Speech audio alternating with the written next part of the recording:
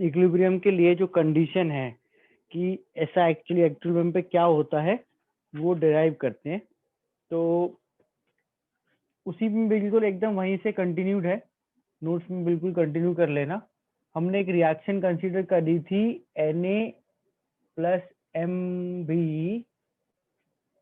और ये reversible reaction थी, किसके साथ थी? तो यहाँ पे मैंने कोफिशिएंट क्या लिए थे, सी और डी के कोफिशिएंट क्या लिए थे, एम और एन ए और बी के थे, सी और डी के कोफिशिएंट्स क्या लिए थे मैंने, पी क्यू, ठीक है, पी सी एंड क्यू, ठीक है। ये अपन ये रिएक्शन है रिवर्सिबल, इसमें ए बी रिएक्टेंट है, सी डी प्रोडक्ट है क्योंकि ए बी लेफ्ट में है और सी डी राइट में है, coefficient m n and p q, ठीक है। हमने बोला था कि एट इक्विलिब्रियम, जब रिएक्शन इक्विलिब्रियम पे आएगी तब ऐसा क्या होगा, तो rate of forward reaction is equal to rate of backward reaction, ऐसा अपन ने बोला था, है ना, कि अगर रिएक्शन इक्विलिब्रियम पे है तो फॉरवर्ड और बैकवर्ड रिएक्शन का जो रेट है वो सेम हो जाएगा, ठीक है। तो बेसिकली अब अपन को ये जो कंडीशन लिखी थी इसको अप्लाई करना है। लेट्स सी, अगर मुझे इस रिएक्शन की रेट ऑफ फॉरवर्ड रिएक्शन की डिपेंडेंसी निकालना है कि किस पे डिपेंड करती है रेट ऑफ फॉरवर्ड रिएक्शन, तो चेक, अगर अपन बात करें फॉरवर्ड रिएक्शन का मतलब क्या है, तो फॉरवर्ड रिएक्शन का मतलब है ए और बी से सीओडी बनना। फॉरवर्ड रिएक्शन का मतलब ए और बी से सीओडी बन, ठीक है। तो r f should be proportional to, किस पे डिपेंड करना चाहिए, ए और बी पे, सी और डी पे, या सब पे? कि जो रिएक्शन आगे जाने का दर है, जो स्पीड है, रेट है, वो किस पे डिपेंड करेगा, एक्टिव मास पे, हाँ एक्टिव मास पे, पर किसके, तो ए और बी के। तो अपन ने लिख दिया ए और बी के एक्टिव मास पे। देखो ऐसा है कि अगर मैं सोचना चाहूँ क्यों भाई सी और डी पे क्यों नहीं, तो केवल अपन रिएक्शन के आगे जाने की बात कर रहे हैं। अब अपन ने ए और बी अगर हटा दिया, या ए में एक कुछ हटा दिया, ए हटा दिया लेट से, तो रिएक्शन होगी क्या, है ना। अगर ए नहीं है तो नहीं होगी, बी नहीं है तो नहीं होगी, दोनों नहीं है बिल्कुल नहीं होगी। तो ए और बी होंगे, जितने ज्यादा होंगे उतनी जल्दी होगी, जितने कम होंगे उतनी कम होगी। फिर दूसरी चीज, let's talk about M N N. अच्छा एम और एन इंटरचेंज कर दूं, हाँ ठीक है, हाँ let's talk about M N N. तो एम और एन जो है वो कोफिशिएंट है। अब सपोज एक एग्जांपल कि m की वैल्यू लेट से 1 है और n की वैल्यू लेट से 2 है, तो 1 मोल a से 2 मोल भी रिएक्ट करता है, m1 है n2 है, 1 मोल a से 2 मोल भी रिएक्ट करता है। पर अगर सपोज m की वैल्यू 1 और n की वैल्यू 10 हो गई, 1 मोल a से 10 मोल भी रिएक्ट करेगा। तब मुझे बताओ कि ये m और n बदलने से रेट बदलेगी क्या, बस ये चेंज होगी या नहीं होगी, यस और नो। m और n चेंज करूं तो रेट चेंज होगी क्या? भाई जितना टाइम 1 मोल के साथ 2 में लगता है उससे ज्यादा 10 में लगेगा, या डिफरेंट तो लगेगा। तो वो कैसे अफेक्ट करता है रेट को, by this power a to the power m respective coefficient b to the power n, active mass की पावर में रिस्पेक्टिव कोफिशिएंट आ जाएंगे, a to the power m b to the power n, ठीक है। ये अपन ने rate की एक प्रोपोर्शनलिटी लिखी, डिपेंडेंसी लिखी कि फॉरवर्ड जाने की रेट यानी ए और बी से सी और डी बनने की रेट ए की पावर एम यानी उसका कोफिशिएंट, बी की पावर एन यानी उसकी कोफिशिएंट पे डिपेंड करेगा। अब अगर मैं बोलूं कि मुझे इसकी इक्वेशन बताओ किसके बराबर होगा, तो क्या करोगे? बराबर करने के लिए अपन को, प्रोपोर्शनलिटी से बराबर करने के लिए अपन को क्या करना है, कांस्टेंट लगाना है। Let's call that constant as के।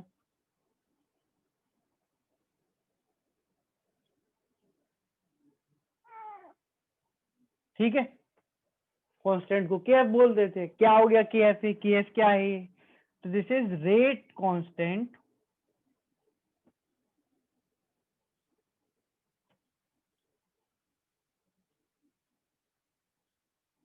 Of forward reaction. K F rate constant या velocity constant of forward reaction. R F is equal to K F A to the power M B to the power N. Rate constant है ये। Now we use बहुत सारे type के है ना, इसमें small के लिखना अगर तुम अलग तरह से कुछ लिखते हो तो ये तो कापा की तरह बन गया, के स्मॉल के है ना। और अपन काफी सारे के यूज करते हैं, के एफ, के बी, कैपिटल के पी, के सी, के बी। तो इसलिए दिस इज के F which is rate constant of forward reaction. ठीक, अगर मैं बिल्कुल सिमिलरली, क्योंकि एकदम सेम है इसलिए पूछ रहा हूं, आर बी लिखूं, सीधा लिख सकते हैं। आरबी का मतलब रेट ऑफ बैकवर्ड रिएक्शन। अब जब के आर एफ था तो के एफ आया, आरबी है तो के बी आएगा, क्या कहलाएगा ये, rate constant of backward reaction. फिर इसमें अब अगर बैकवर्ड की बात करें तो सीओडी से ए और बी बनाना है तो should depend upon active mass of C to the power P, active mass of D to the power Q. इसमें बताओ किसी को कुछ डाउट?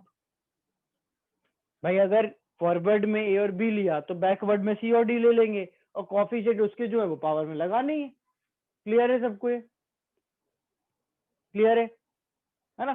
तो ये अपन ने देखो बेसिकली आर एफ और आरबी लिख लिया। सिंपल सा अब काम करना है आपको। क्या काम करना है? अपन को बोलना है कि इक्विलिब्रियम पर आर एफ बराबर आरबी कर दो। कर देते हैं आर एफ बराबर आरबी। आर एफ यानी कि K F into A to the power M B to the power N is equal to K B into C to the power P and D to the power Q. कर दिया बराबर। Constants को एक तरफ, variables को एक तरफ, के एफ के बी एक तरफ कर दो। के एफ नीचे आ गया K B equal to C to the power P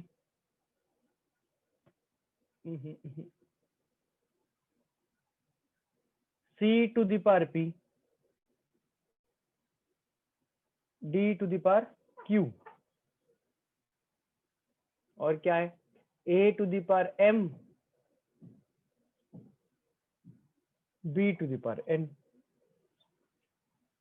ये देखो K F by K B, K F by K B, K F और के बी दोनों क्या है? रेट कांस्टेंट, यानी constant for forward and backward reaction.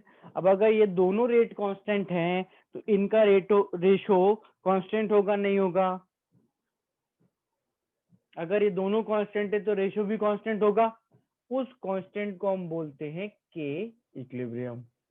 सो के equilibrium is के F upon के B.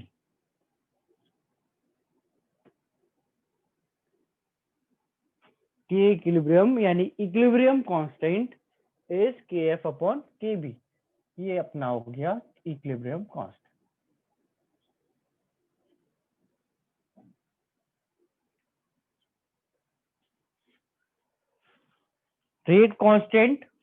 Rate constant forward reaction, backward reaction, और उनका रेशो के एफ और के बी का ratio is the equilibrium constant of the reaction. ठीक है, इसमें यहाँ ध्यान रखना है, हमने एक रिएक्शन लिखी K equilibrium equals this upon this. इसको मैं फिर से लिखता हूं, तो K E Q is equal to a not A C to the power P D to the power Q upon A to the power M and B to the power N. ये reaction, ये sorry, ये equation कब apply करेंगे हम? इसमें एक condition है, देखो इक्विलिब्रियम कांस्टेंट की इक्वेशन में एक कंडीशन है, रिएक्शन में किस पॉइंट ऑफ टाइम पे, किस कंडीशंस पे तुम ये इक्वेशन अप्लाई कर पाओगे। हमेशा नहीं होती। आर एफ आर बी कब होता है? डायरेक्ट आंसर क्या है, इक्वेशन कब लगानी है? इक्विलिब्रियम पे, ओनली एट इक्विलिब्रियम। जब रिएक्शन होते होते होते होते इक्विलिब्रियम पर आ जाएगी तब यू कैन से कि this is true, K equilibrium में C D upon A B. Now इस इक्वेशन को एक बार थोड़ा जनरलाइज करूं, इस इक्वेशन को एक बार थोड़ा जनरलाइज करो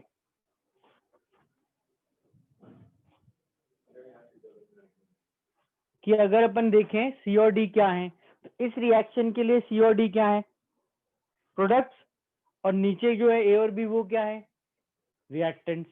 हमने यहाँ पर अमाउंट की जगह किसी ने कॉन्सेंट्रेशन लिखा, उल्टा लिखा हुआ है, मतलब ये सही है, जो लिखा है वो सही है, उसमें ऊपर प्रोडक्ट नीचे रिएक्टेंट होते हैं, मतलब गलती से नहीं, है ना, ऊपर प्रोडक्ट होते हैं नीचे रिएक्टेंट है, उनके जो ये अमाउंट्स हैं, देखो इन जनरल बोलने का मतलब होता है कि के equilibrium is kind of ratio of active mass of product upon active mass of reactant. देखो ये आपका ना आगे एनालिसिस में हेल्प करता है कि ऊपर प्रोडक्ट नीचे रिएक्टेंट, एग्जैक्ट इक्वेशन तो ये आएगी, अलग अलग रिएक्शन में कंसंट्रेशन बोलना गलत नहीं होगा, but it is specific, it is not general. See अगर अपने पास चीजें गैस हुई तो we can also take partial pressure, कोई सॉलिड हुआ तो यू कैन टेक वन। तो concentration is specific, not wrong, गलत तो नहीं बोल रहा हूं मैं, पर वो थोड़ा स्पेसिफिक हो जाता है कि क्या बस कॉन्सेंट्रेशन ले सकते हैं, तो ऐसा नहीं है कि बस क्या कॉन्सेंट्रेशन ले सकते हैं, हाँ ले सकते हो, ठीक है ना। So let's call it active mass, पढ़ा भी है अपन ने इसलिए तो पढ़ा था। So this is active mass of product upon active mass of reactant. If the solution contains all aqueous solution, so it is concentration upon concentration. वो भी ठीक है। If all of them are gases, so it is gases का partial pressure upon partial pressure, वो भी चलेगा, है ना। अगर मिक्सचर आ जाए तो बताता हूँ क्या करना है, but it is in general कि इसमें ऊपर प्रोडक्ट का अमाउंट आता है, नीचे रिएक्टेंट का अमाउंट आता है। ऐसा नहीं करना कि 5 ग्राम प्रोडक्ट था 2 ग्राम रिएक्टेंट था, व्हाट इज के इक्विलिब्रियम 5/2, रिएक्शन अलग अलग होंगी, स्टेट अलग अलग होगी, तो एक्टिव मास अलग अलग होंगे, और फिर जो कॉफिशिएंट है वो भी अलग अलग होंगे, तो के इक्विलिब्रियम के एक्सप्रेशन डिफरेंट रिएक्शन के लिए डिफरेंट आएंगे। बट हाँ बताता हूँ, इक्वेशन की कंडीशन ये इक्विलिब्रियम, बेसिक कंडीशन तो ये एट इक्विलिब्रियम 3 बार लिखा है। इक्विलिब्रियम पर you can write this equation, equilibrium पर you can write this equation, equilibrium reaction में आ जाएगा तो वी कैन से कि equilibrium active mass of products upon active mass of reactant के बराबर होगा at equilibrium. Which point of time, तो at equilibrium we can say this is true, ठीक है। तो ये अपन ने एक बेसिक इक्वेशन बना ली फॉर एनी के इक्विलिब्रियम ऑफ द रिएक्शन, ठीक है।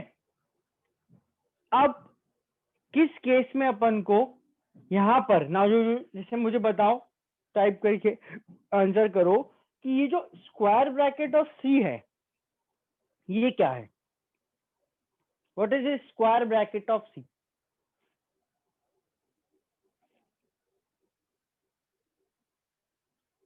अमाउंट ऑफ सी गलत,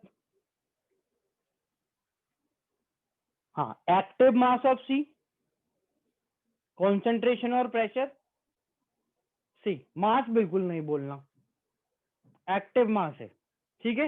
एक्टिव मास ऑफ सी के लिए अपन ने सिंबल यूज करा था, this active mass can be, this active mass can be either concentration और पार्शियल प्रेशर, इन दोनों में से कुछ भी हो सकता है डिपेंडिंग अपॉन कि अपन को क्या बोला है, ठीक है। अब डिपेंडिंग अपॉन तो देखो किस पे, ये अपन ने लिखा K equilibrium active mass of C upon into to the power P active mass of D to the power Q active mass of A to the power M active mass of B to the power N. तो इसमें मैं जब active mass की particular unit में value रखूंगा, जैसे concentration में या जैसे पार्शियल प्रेशर में, तो क्या होगा, कॉन्सेंट्रेशन में रखूंगा तो क्या होगा, पार्शियल प्रेशर में रखूंगा तो क्या होगा, तो लेट्स सी व्हाट हैपेंस। सी देखो उस केस में हम जो के इक्विलिब्रियम है ना उसको अलग अलग नाम देते हैं,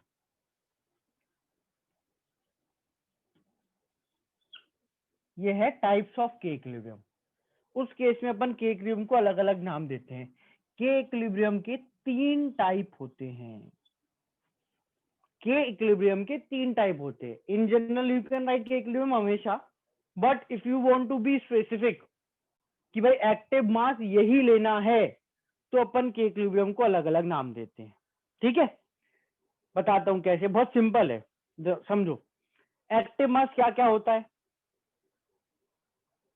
क्या क्या होता है एक्टिव मास, कॉन्सेंट्रेशन, जैसे ही बोला कॉन्सेंट्रेशन तो के कहला जाएगा केसी, और क्या होता है पार्शियल प्रेशर, जैसे बोला पार्शियल प्रेशर के कहला जाएगा केपी, और एक तीसरा जो बोनस है के एक्स, ये मैं बता दूंगा। वन तो ठीक है, वो तो सबके लिए चलेगा, प्योर सॉलिड लिक्विड का वन तो सब में चल जाता है। बट अगर ऐसी चीज जिसकी you can find concentration is there in the reaction, तो उस केस में के इक्विलिब्रियम को यू कैन राइट केसी। उल्टा बोलता हूं कि अगर तुमने केसी लिखा, क्या बोल रहा हूं मैं, कि अगर तुमने के इक्विलिब्रियम को केसी लिखा, तो उस केस में एक्टिव मास की जगह क्या लोगे,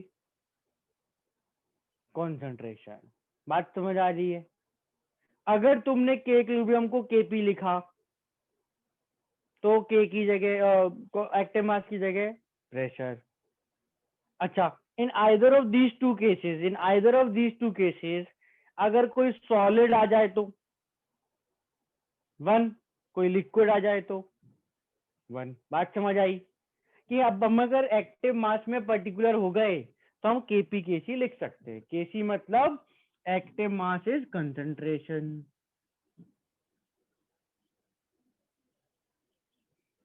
केपी मतलब active mass is partial pressure. KX मतलब active mass is mole fraction. दिख रहा है कि नहीं वो active mass mole fraction KX के आगे? ठीक है। ये अपन केएक्स जो है ना, ये वो थोड़ा फालतू सा है, मतलब होता है काम, कुछ नहीं आता तो अलग से पढ़ लेंगे, पर अलग से ही पढ़ेंगे। ठीक है, जो ज्यादा काम आते हैं वो ये केपी केसी हैं, तो इसके बारे में अपन खूब बातें करेंगे। सही। तो सिंपल इनफ चीज है कि भाई के इक्विलिब्रियम तो तुम कभी भी बोल ही सकते हो, बट अगर उसको केपी केसी बोला तो थोड़ा ध्यान रखना है कि केपी केसी बोलने का, just give me a second, है ना, एक को एक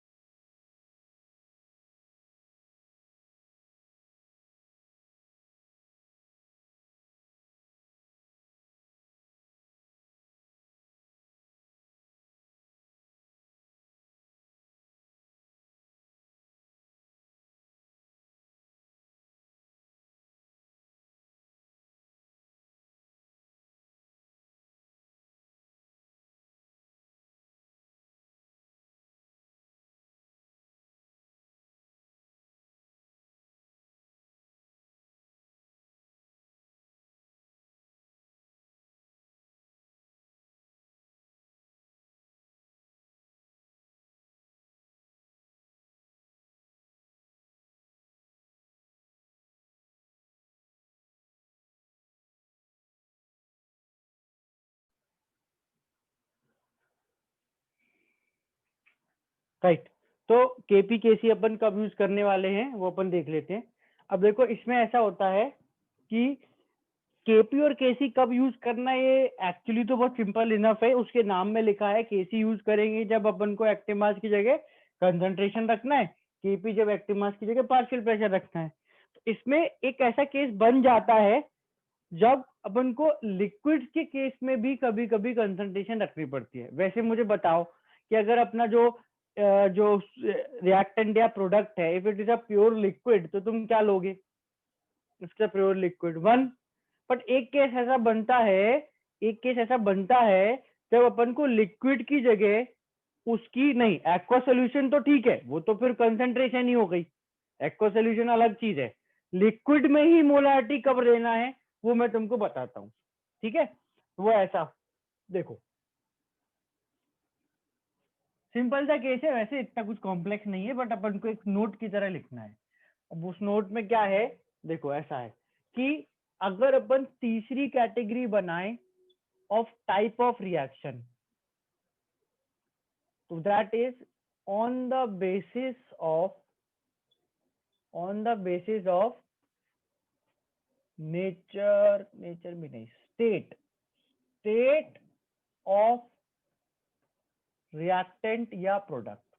अगर अपन ये तीसरी कैटेगरी बनाए रिएक्टेंट एंड प्रोडक्ट की स्टेट के बेसिस पे, है ना, तो ये जो रिएक्शन की कैटेगरीज है ना वो दो होती हैं। First is homogeneous, second is heterogeneous. Homogeneous heterogeneous word I think सुने होंगे। होमोजीनियस का मतलब क्या होता है अगर सुना हो तो? होमोजीनियस मतलब same, right, same type. Heterogeneous मतलब डिफरेंट टाइप। तो हमने यहाँ पर जो रिएक्शंस हैं उनको किस बेसिस पे कैटेगराइज करा है? फिजिकल स्टेट के बेसिस पे। तो if the physical state of reactant and product are same, then means reaction is of homogeneous type. और if it is different state, combination है, तो उस केस में जो रिएक्शन है वो हेटेरोजीनियस होगी। अगर सेम टाइप की स्टेट है, गैसेज हैं सारी, सारे लिक्विड, सारे सॉलिड, सारे एक्वा सॉल्यूशन, तो उस केस में अपन उसको होमोजीनियस रिएक्शन बोलेंगे। और अगर अलग अलग कॉम्बिनेशन है, कुछ गैस है, कुछ सॉलिड है, कुछ लिक्विड है, कुछ गैस है, तो उसको हेटेरोजीनियस बोलेंगे। जैसे कि होमोजीनियस का example N2 gas plus 3H2 gas 2NH3 gas, ठीक है। Esterification, hydrolysis of ester, CH3COOC2H5, ethyl acetate liquid, ये एस्टर है, का हाइड्रोलिसिस पानी के साथ रिएक्शन से इथेनॉल C2H5OH लिक्विड और एसिटिक एसिड CH3COH लिक्विड बनना, both of these are homogeneous reactions. Check करो, इन दोनों में हमने क्या करा है?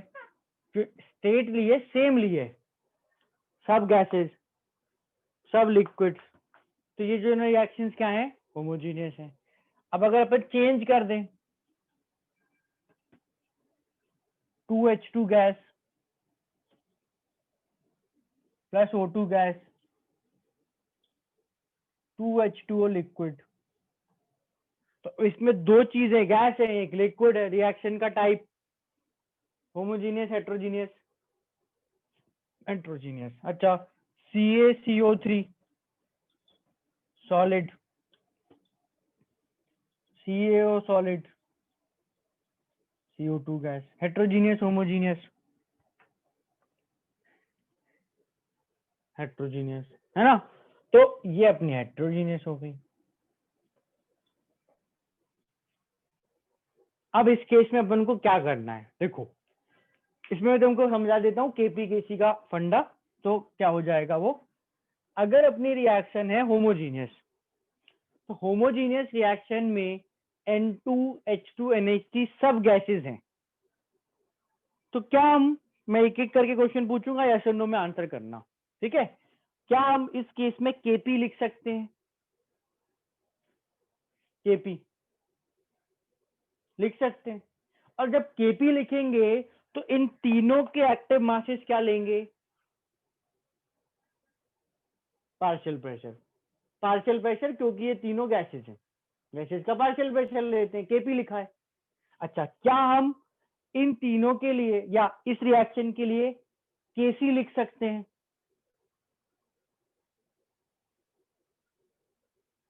गैसेस की मोलारिटी निकलती है, मोल अपन वॉल्यूम करो निकलती है। अब बताओ केसी लिख सकते हैं? और जब केसी लिखेंगे तो इन तीनों के लिए हम क्या लेंगे? Concentration, molarity. ठीक है ना? अगर तुमने आज तक गैस की मोलारिटी नहीं निकाली तो तुमने बहुत कुछ नहीं किया, अभी तो करवा दूंगा, कोई प्रॉब्लम नहीं है, अपन कर लेंगे, निकल जाती है मोलारिटी, है ना? नेक्स्ट केस, क्या अपन इस रिएक्शन के लिए केपी लिख सकते हैं? नहीं, अब नहीं बोलना था, क्योंकि ये तीनों क्या है? लिक्विड। चारों, सॉरी चार हैं, चारों क्या है? लिक्विड। ठीक है। नेक्स्ट क्वेश्चन, क्या अपन इसके लिए केसी लिख सकते हैं?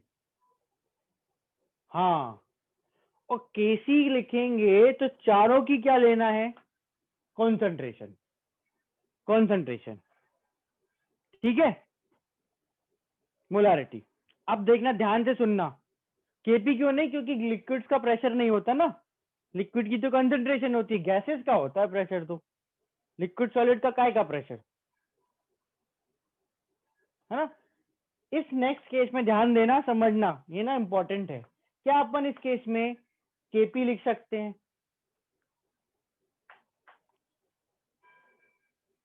इस केस में लिक्विड, गैस, गैस, दो गैस दिख रही हैं, देखो दो गैस दिख रही हैं, फिर से रिप्लाई करो। केपी लिख सकते हैं? लिख सकते हैं। जब केपी लिखेंगे तो H2 गैस, O2 गैस का लेना है पार्शियल प्रेशर, और H2O लिक्विड का एक्टिव मास क्या लेना है? 1। केपी लिखा है आपने, केपी। समझ आ रही है बात? कि अगर केपी लिखा तो गैसेस का पार्शियल प्रेशर ले लो, और जो लिक्विड आए उसका एक्टिव मास 1 ले लो। ठीक है। Next case, CaCO3 solid, solid CO2 gas, KP लिखोगे तो CO2 गैस का क्या लोगे? Partial pressure. CaO, CaCO3 का एक्टिव मास क्या लोगे? 1। ठीक है, क्लियर है यहां तक? इन दोनों में ही एक साथ पूछ रहा हूं अब तो, इन दोनों में जब केसी लिखेंगे तो क्या करेंगे? जब केसी लिखेंगे तो क्या करेंगे कि इन दोनों केसेस में जो भी गैस हैं उनकी ले लेंगे क्या? कॉन्सेंट्रेशन। और जो भी लिक्विड या सॉलिड है उनका एक्टिव मास 1। तो मैंने सारे केस बताए, अब मैं इसको करता हूं समराइज। तो समराइज करने का मतलब ये है कि किसी भी रिएक्शन का जब केपी लिखोगे, किसी भी रिएक्शन, हाँ सुन लो, सब कुछ समराइज हो जाएगा। किसी भी रिएक्शन का जब केपी लिखोगे तो active mass is partial pressure, solid और लिक्विड के लिए 1। किसी भी रिएक्शन का केसी लिखोगे तो active mass is concentration, solid और लिक्विड के लिए एक्टिव मास 1। और अगर होमोजीनियस रिएक्शन है जिसमें सब कुछ लिक्विड है तो उस केस में आपको केसी में कॉन्सेंट्रेशन लेना है। This is important. अगर ऐसी होमोजीनियस रिएक्शन आ गई जिसमें सारे लिक्विड्स हैं तो सबका एक्टिव मास 1 मत कर देना। बात समझ आ रही है? कि ये सारे सारे सारे लिक्विड है ना, तो सबका एक्टिव मास 1 करा, बढ़िया हो गया काम, 1:1 अपन 1:1 काम खत्म। नहीं करना। सब लिक्विड्स हैं तो उसकी कंसंट्रेशन लो। एक ही जैसे ही सॉलिड, मतलब सब सॉलिड है तो एक ही जैसे गैस हुआ ना तो पार्शियल प्रेशर अगर केपी है और कॉन्सेंट्रेशन अगर केसी है। तो डिफरेंस समझ आ रहा है कि अपन को लिक्विड की मोलारिटी कब रखनी पड़ेगी? कब रखनी पड़ेगी बताओ? लिक्विड की मोलारिटी कब लिखोगे? जब सब लिक्विड हो, जब होमोजीनियस रिएक्शन हो। आ गया समझ में? ठीक है ना? नहीं तो सॉलिड और लिक्विड के लिए एक्टिव मास क्या होता है? 1 होता है। क्लियर हो गया?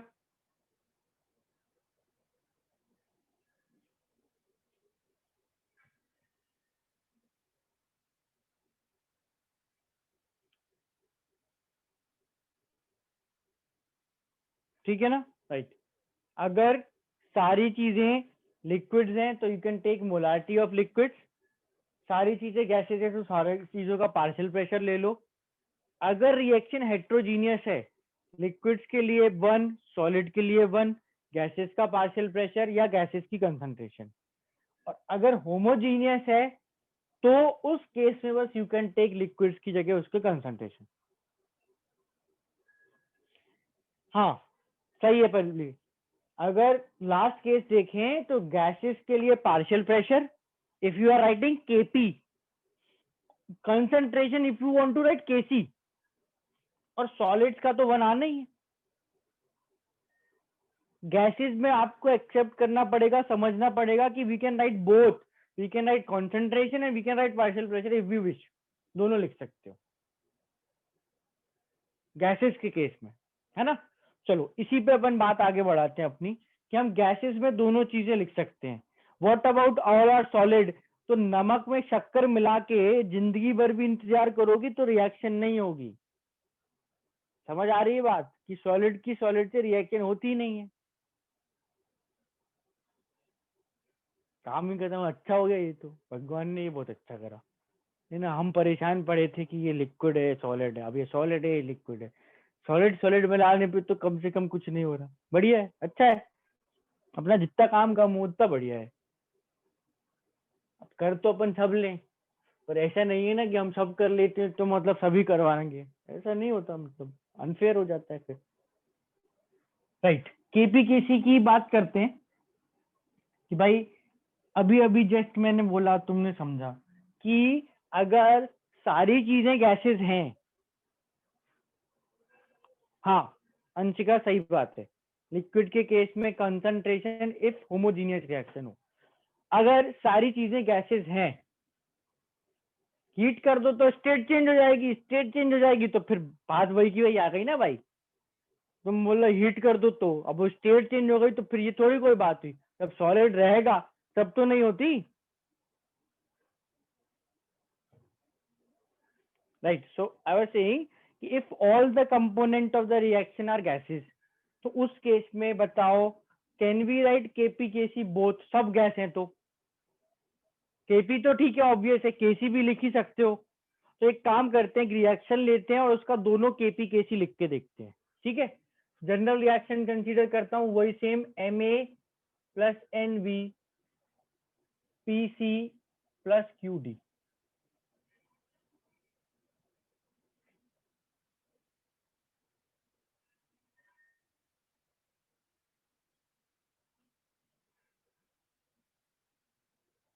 सबको गैस ले लिया मैंने, ठीक है।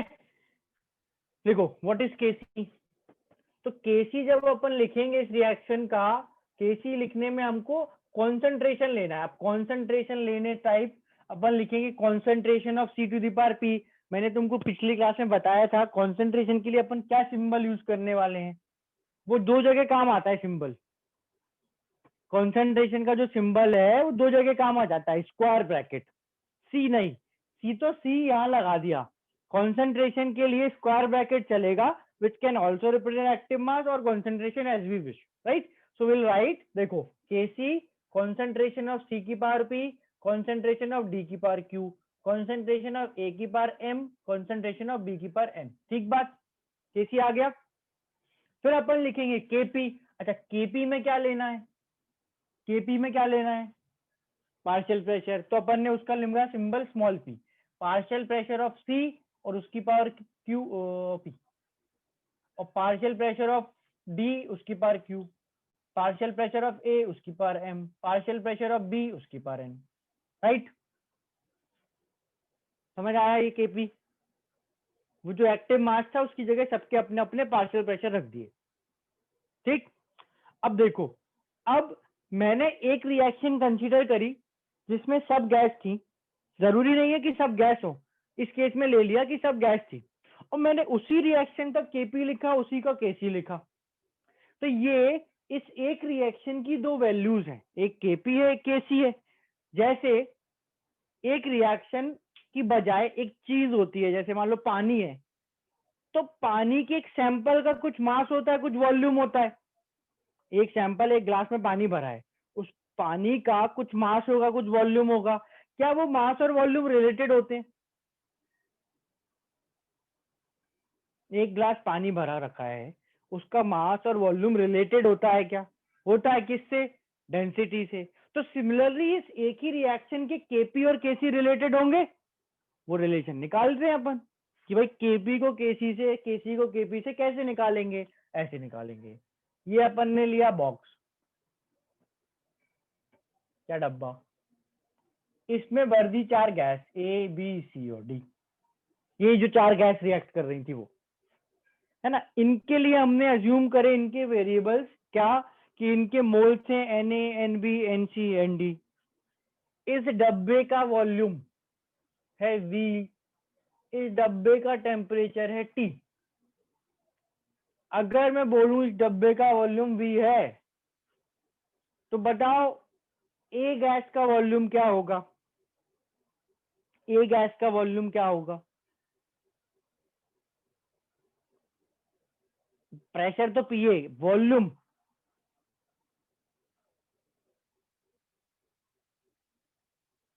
वी ए या वी? देखो गैसेस है ना, तो इसमें ध्यान रखने वाली चीज है, यहाँ पे एक बहुत इंपॉर्टेंट सा कॉन्सेप्ट आ रहा है। एक गैस के लिए उसका वॉल्यूम इज उसके कंटेनर का वॉल्यूम। बहुत सिंपल सी लाइन है, पर बहुत इंपॉर्टेंट है कि भाई वॉल्यूम में तो दिमाग ही मत लगाओ। कंटेनर का वॉल्यूम इस गैस का वॉल्यूम, उस गैस को उस कंटेनर में और क्या है उससे कुछ लेना देना नहीं है। समझ रहे हो? है ना, अपना घर है, घर में 4 लोग रहते हैं, तो चारों लोग अपना घर बोलते हैं कि नहीं उसको, कि हाँ हमारा घर है, हमारा घर है, हमारा घर है। तो वैसे कैसे पूछा कंटेनर का वॉल्यूम क्या है? वी। दूसरी गैस से पूछा वी, तीसरी गैस से पूछा वी। अब चारों लोग एक ही घर में रहेंगे, तो बोलेंगे कि कितना बड़ा घर है, तो 4 टाइम्स करके थोड़ी बताएंगे कि उसका एक घर, उसका एक घर, उसका एक घर, 4 घर हो गए। सबका एक ही होता है ना। तो वैसे गैस है कि भाई इस गैस के लिए, ए के लिए, बी के लिए, सी के लिए, डी के लिए अपना अपना सबका वॉल्यूम 20 लीटर है। और जोड़ के 4 भी नहीं करना, है ना। इट इज वॉल्यूम थोड़ा अजीब तो होता ही है कि ऐसे कैसे सबका वी था और आपने जोड़ा नहीं, बोला सबका मिला के कितना वॉल्यूम है, तो वो वी, तो गजब हो गया, V plus V plus V plus V equals to V, है ना। तो ऐसा नहीं है, वॉल्यूम जब बताया जाता है तो it is volume of the container, right. तो अपन ने वॉल्यूम ऑफ कंटेनर के बेसिस पे इन सारी गैसेस का वॉल्यूम भी बोल देंगे, टेम्परेचर टी बोल देंगे, प्रेशर को पीए और मोल्स को एनए बोलते हैं। अगर मुझे किसी गैस के प्रेशर, टेम्परेचर, मोल, वॉल्यूम को रिलेट करना हो, तो मैं कौन सी इक्वेशन यूज करूं? किसी गैस के प्रेशर, टेम्परेचर, मोल, वॉल्यूम को रिलेट करना हो तो अपन कौन सी इक्वेशन यूज करें? एक इक्वेशन होती है जिससे रिलेटेड होते हैं, ideal gas equation, that is PV equal NRT. लगा दो पीवी इक्वल एनआरटी इक्वेशन, ये जगह कम पड़ रही है तो हो गया होगा। P A equals P V equal NRT, तो N A R T by V. P V equal NRT है, ऐसी लिखी जाएगी। What is this N A by V? क्या होता है N A by V? Moles upon volume क्या होता है? कॉन्सेंट्रेशन। यहाँ क्या देखो, P A equal concentration of A into R T, P B equals concentration of B into R T, P C equal C into R T, P D equal D into R T. आ जाएगा। इस P A, P B, P C और P D को K P में रख दो। Concentration of C into R T की power P, concentration of D into RT की power Q, concentration of A into RT की पावर M, और concentration of B into RT की power N। PA, PB, PC और PD निकाल के इसमें put करा। अब टर्म्स को करो कंबाइन। देखो KP इक्वल्स कॉन्सेंट्रेशन की पावर्स एक तरफ लिख लेते हैं, So concentration of C to the power P, concentration of D to the power Q, concentration of A to the power M, concentration of B to the power N. ठीक है। अच्छा, और क्या क्या बचेगा? RT की पावर P, RT की power Q, अलग से लिखा के दे रहा हूं ना, RT की पावर P इंटू RT की पावर Q, ये दोनों को क्लब करोगे तो क्या बन जाएगा? RT की पावर P प्लस Q हो जाएगा, पावर में P प्लस Q ऊपर, इधर नीचे ऐसे RT की पावर M प्लस N नीचे, और ये नीचे वाला M प्लस N ऊपर जाएगा तो माइनस में चला जाएगा। तो ओवरऑल यहाँ क्या बचा?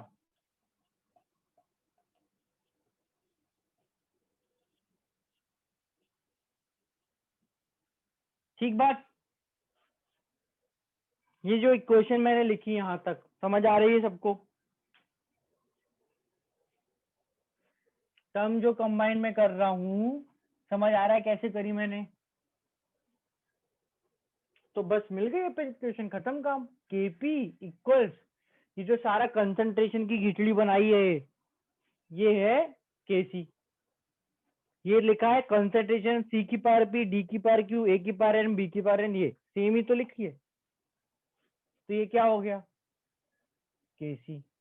और जो RT है वो एज इट इज लिखा, और जो उसकी पावर है वो देखो, देखो पावर क्या है, पावर में है P प्लस Q। P और Q क्या थे? प्रोडक्ट के coefficient, minus M plus N, M और N क्या थे? रिएक्टेंट के कोफिशिएंट। तो प्रोडक्ट माइनस रिएक्टेंट एक तरह से फाइनल माइनस इनिशियल।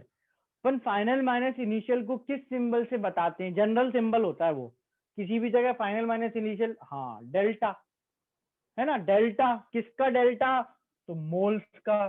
किसके मोल्स? तो गैस के moles. Delta N G, delta N G. Kp equal Kc into RT की power delta N G, Kp equal Kc into RT की पावर डेल्टा एनजी। इस इक्वेशन को यूज करके Kp से Kc या Kc से Kp वाइस वर्सा निकाला जा सकता है। Kp से Kc या Kc से Kp। डेल्टा Ng क्या है? तो डेल्टा Ng देखो, इस रिएक्शन के लिए तो P plus Q minus M plus N था। तो ये तो ठीक है कि भाई इस इक्वेशन में P Q M N जो थे उनका डिफरेंस है, बट इन जनरल क्या होता है ये? तो in general delta Ng is change in gaseous moles of product and reactant.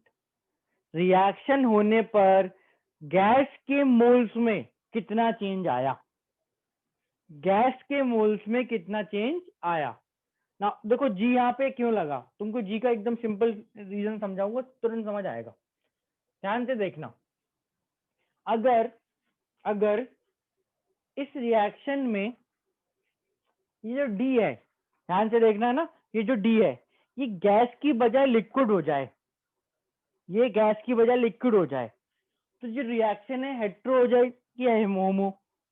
अगर ये गैस की जगह लिक्विड हो जाए, हेट्रोजीनियस हो जाएगी, हेट्रोजीनियस हो जाएगी। उस हेट्रोजीनियस रिएक्शन में ये Kc में यहाँ क्या आएगा? ना डी ना क्यू, वन आएगा। Kp में क्या आएगा? वन आएगा। तो अगर Kc Kp में दोनों में वन आ गया तो ये पूरी टर्म तो गायब ही हो जाएगी, और ये पूरी टर्म गायब हो गई तो यहाँ से Q गायब हो जाएगा। समझ आ रहा है? यहाँ से D की पावर Q भी गायब हो जाएगा, और इंपॉर्टेंटली यहाँ से Q गायब हो जाएगा। तो if this D is liquid, delta Ng is P plus 0 minus M plus N। तो जो Q है उसकी जगह 0 क्यों आ रहा है?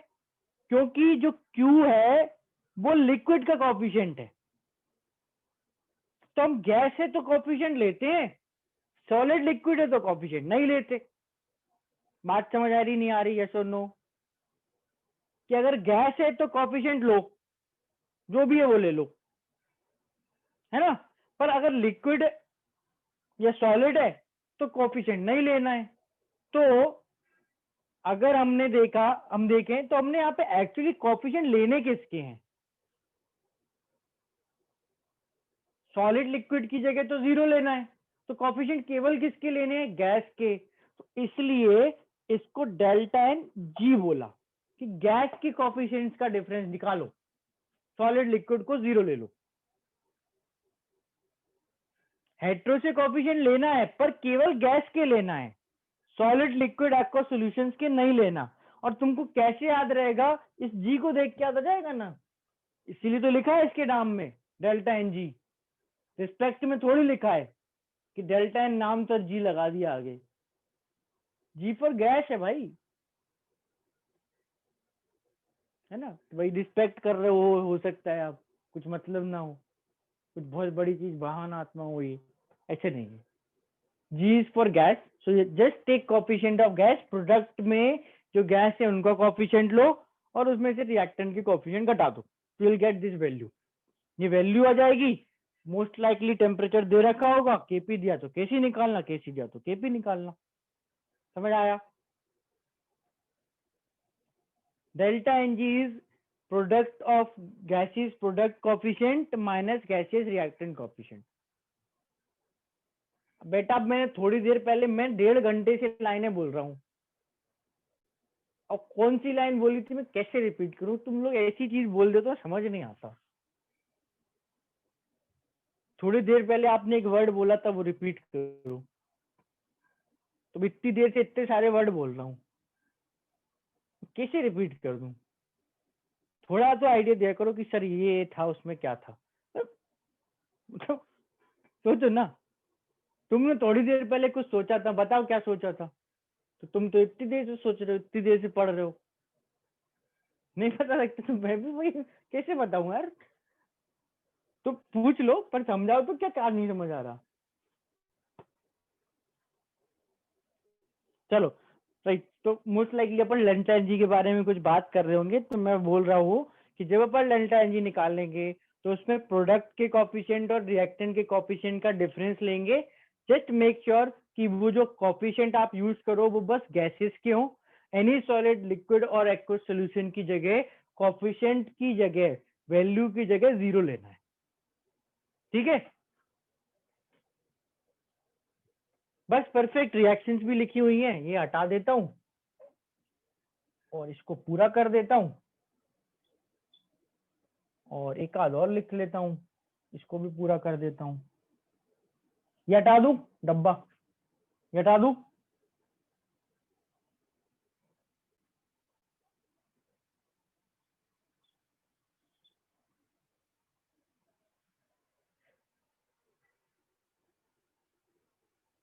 इन तीनों रिएक्शंस के लिए बीच में एक आध रिएक्शन और ले आओ, PCl5 गैस।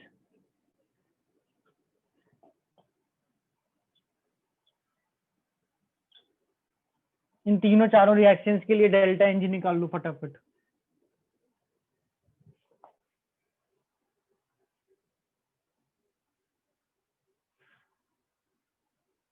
पहली रिएक्शन का डेल्टा एनजी, गुंजन साइन गलत आया है, साइन भी सही लिख रहे हैं।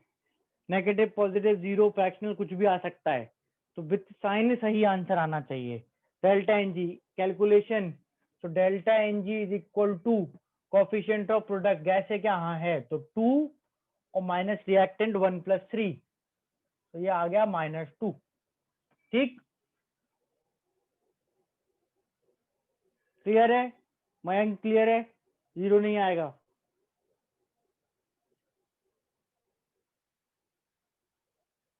ठीक है, सेकंड रिएक्शन के लिए डेल्टा एनजी कैलकुलेशन भी देख लो, ऑल्दो कुछ है नहीं इतना कुछ, 1 + 1 - 1 + 1।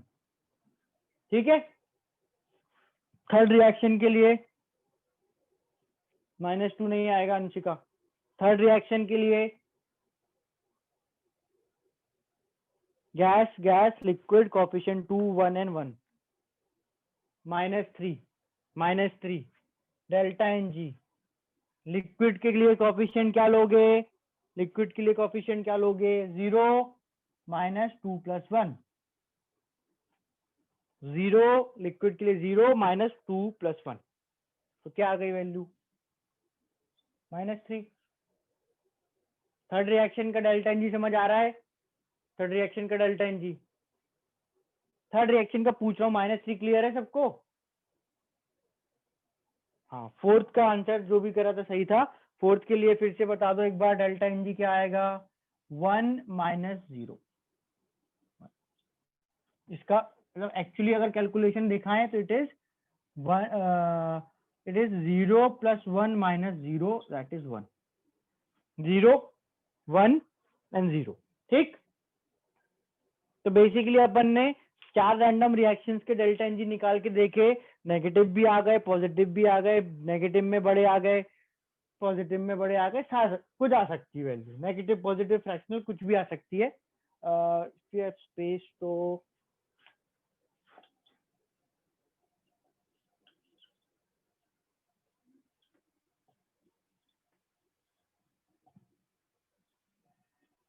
इसका delta N G 2HI gas, H2 + I2 gas, तीनों की स्टेट गैस है,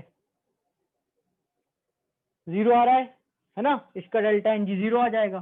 तो मैं एग्जांपल इसलिए ले लिया कि भाई पॉसिबिलिटीज दिख जाए सबको। Delta N G can come out to be positive, negative, fractional, negative fractional, etcetera etcetera, right? अब अगर डिफरेंट डिफरेंट रिएक्शन के डेल्टा एनजी पॉजिटिव, नेगेटिव, 0 आएंगे, तो एग्जैक्ट अगर वैल्यू दी हो केपी की या केसी की, तो अपन एग्जैक्ट केसी या केपी की वैल्यू निकालेंगे। पर अगर जनरल कंपैरिजन करने की बात करें, देखो ये अपनी इक्वेशन है, KP equal KC are T की पावर डेल्टा एनजी। अगर ये आर टी की पावर डेल्टा एनजी 1 से बड़ा हुआ, आर टी की पावर डेल्टा एनजी 1 से बड़ा हुआ, लेट्स से 2, तो केपी केसी में कौन बड़ा होगा? अगर आर टी की पावर डेल्टा एनजी 1 से कुछ बड़ी वैल्यू आ गई, 2 आ गई, 10 आ गई, तो केपी 2 केपी, केपी की 2 केसी, 10 केसी, ऐसी कुछ आ जाएगी। तो अगर आरटी की power delta N G is 1 से बड़ा, तो केपी ग्रेटर देन केसी। तो अपन इसको इस तरह से याद करते हैं, केपी केसी से बड़ा कब होगा? जब डेल्टा एन जी 0 से बड़ा है। देखो अगर अपन केपी ग्रेटर देन केसी, अगर delta N G positive, positive होने से क्या होता है, अगर मैं जैसे डेल्टा एन जी की सिंपल पॉजिटिव, सबसे सिंपल समझने के लिए वैल्यू 1 ले लूं, तो 1 लूंगा तो ये आएगा केसी इंटू आर टी। अब आर टी कुछ मल्टीप्लाई करोगे केसी में तो केपी बड़ा आएगा। और उल्टा करने के लिए सबसे simple value KP less than KC, सबसे सिंपल वैल्यू ले लो -1। भाई अगर ये डेल्टा एन जी -1 हो गया, डेल्टा एन जी -1 हो गया, तो आर टी नीचे चला जाएगा, केपी क्या हो जाएगा? केसी अपॉन आर टी। तो फिर केसी बड़ा हो जाएगा, केपी छोटा हो जाएगा। देखो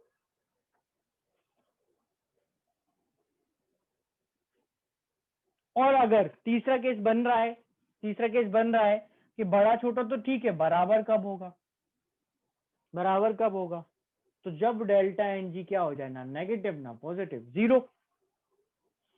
आर टी की पावर 0 लगाओ, आर और टी कुछ भी हो, पावर 0 लगाओगे तो आर टी के पास 0 तो 1 हो जाएगा, अपने आप ये 0 हो गया, ये 1 हो गया, तो ये बराबर आ गए, है ना? अच्छा, ये वैल्यू आर टी की पावर डेल्टा एन जी 1 और कैसे आ सकता है? डेल्टा एन जी 0 से तो आ ही जाएगा, और कैसे आ सकता है? इसकी वैल्यू हमेशा 1 कब आ सकती है? एक केस है डेल्टा एन जी 0, दूसरा case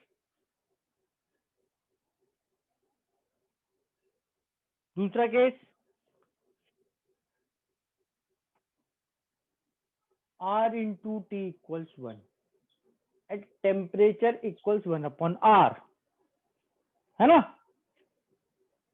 RT1 that is temperature equals 1 by R, उस पे भी केपी बराबर केसी आ जाएगा। तो ये अपने कुछ जनरल कंपैरिजन हो जाते हैं, और डेल्टा एनजी की वैल्यू अपन को ये चीजें सजेस्ट करती है। इस पे मैं तुमको ऐसे हिंट दे रहा हूँ, एक्चुअल क्वेश्चन तो मॉड्यूल से करना ही, कैसे क्वेश्चन आते हैं। तो सीधे क्वेश्चन ऐसे आ जाते हैं, for which of the following reaction delta N G is positive, for which of the following reaction delta N G is negative, for which of the following reaction delta N G is 0, सीधे straight away. तो अपन delta N G निकालो, बता दो, खत्म हो गया काम। फिर indirectly question, for which of the following reaction Kp is greater than Kc, पूछ तो वही रहा है ना भाई, डेल्टा Ng पॉजिटिव कब है। For which of the following Kp is less than Kc, जिसमें डेल्टा Ng नेगेटिव है। किसमें Kp Kc के बराबर है, जिसमें डेल्टा Ng 0 है। थोड़ा सा इनडायरेक्ट हो गया। बहुत डायरेक्ट पूछना है तो सीधा बोलेगा कि बताओ डेल्टा Ng पॉजिटिव नेगेटिव 0 कब है। और थोड़ा इनडायरेक्ट पूछना है तो ऐसे पूछ लेगा कि Kp Kc से बड़ा है क्या या छोटा है क्या। समझ आ रही है बात, है ना। तो ये अपने बेसिकली इन्हीं को क्वेश्चंस को पूछने का तरीके हो गए। इस तरह से अपन से ये क्वेश्चंस पूछे जा सकते हैं, ठीक है ना। Kp और Kc में जो कंपैरिजन है ऐसे अपन से करवाया जा सकता है।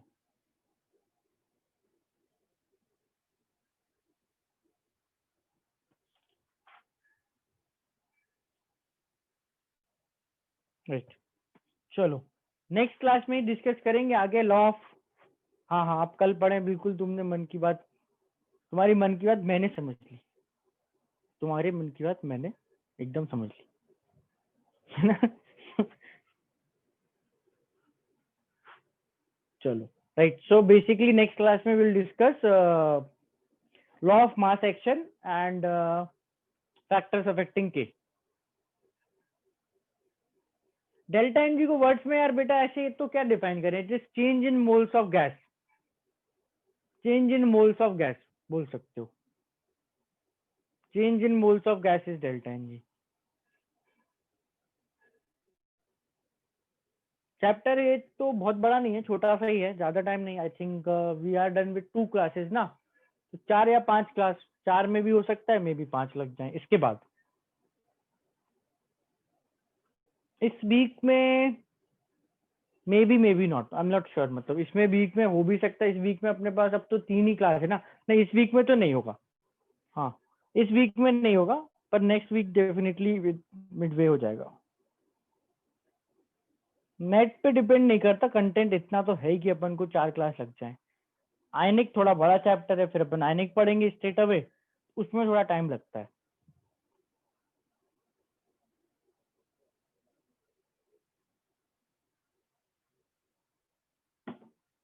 ठीक है ना, चलो नेक्स्ट